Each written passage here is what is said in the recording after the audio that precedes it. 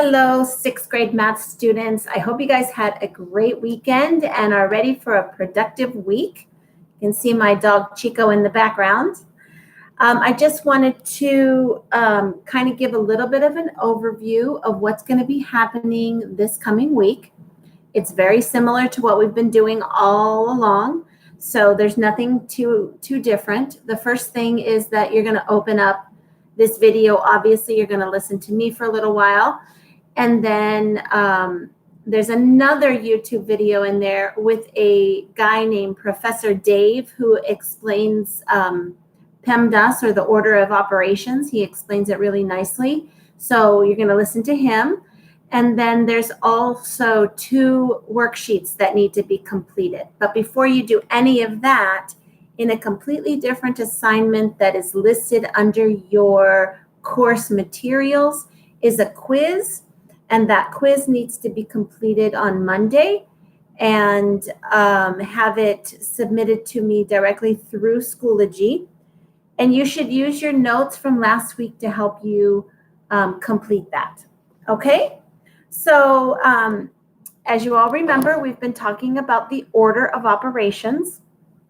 And there's a couple of things that we have to remember when we're doing this, and that is that there's whatever the order is, it's always the same.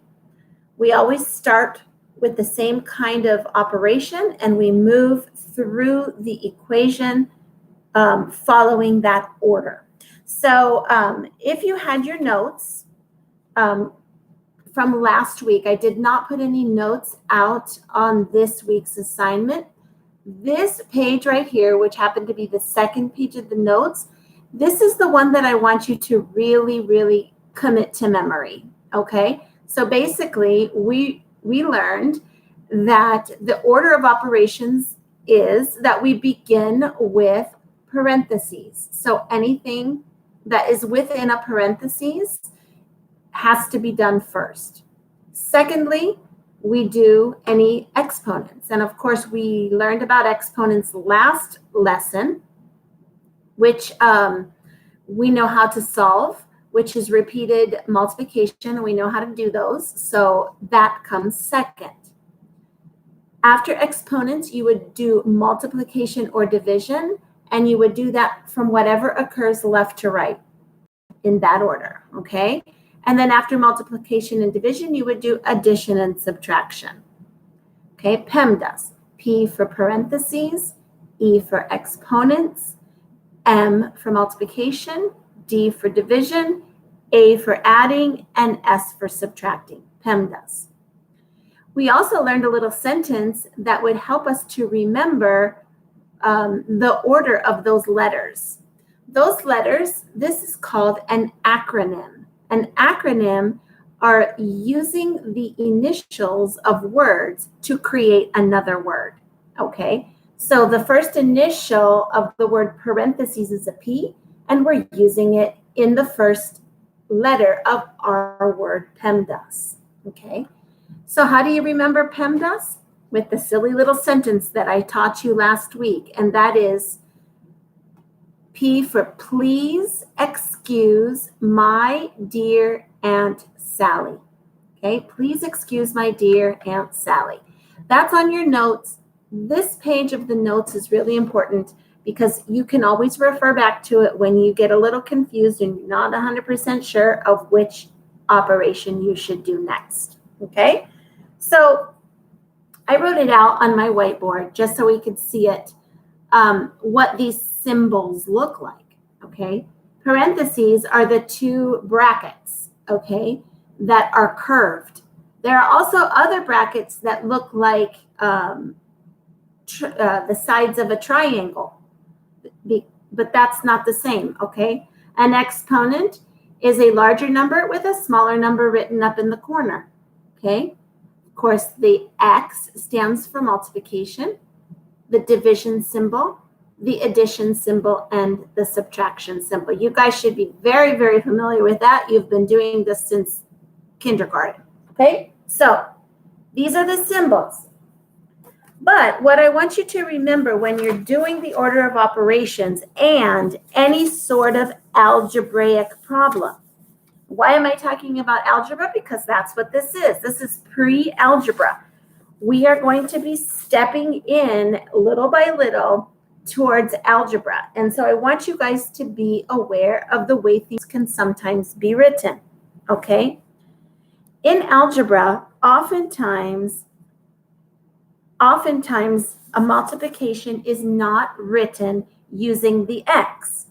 So 3 times 5 would be difficult in an algebra problem because they often use this x as a variable. So they don't want you to confuse it. So in algebra, they will often write 3 and a dot. This dot means 3 times 5. So you're going to see this sometimes and wonder what is not a decimal. It's a multiplication symbol. If it were a decimal, it'd be written down here. Do you see the difference of where it's placed? This is a decimal, 3.5. This is a multiplication, 3 times 5. Okay? Also, you're going to see, especially when you're looking at things that are typed using a computer and not written in hand, you're going to see, and we learned this when we were talking about fractions. If we had a fraction, if we had something written like this,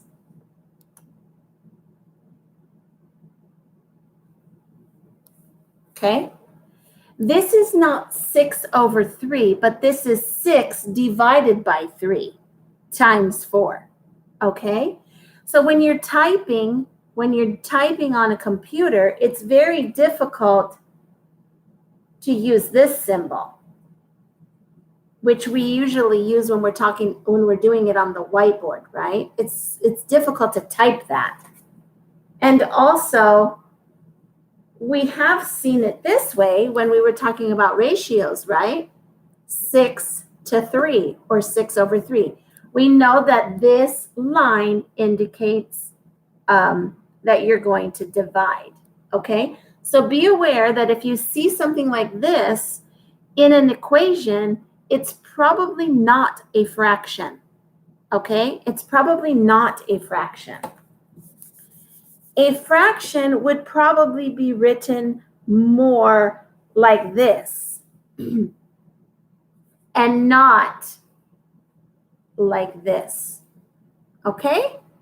Just so you're aware. Now, when you listen to the video of Professor Dave, at the end, he gives you a couple of problems for you to try. I want you to pause the video, try to work those out, and you are going to see this, and you are going to see the dot in both of those examples that he gives you. And that's the reason why I wanted to tell you about them today, so you wouldn't be completely blown out of the water, because we have never talked about that before.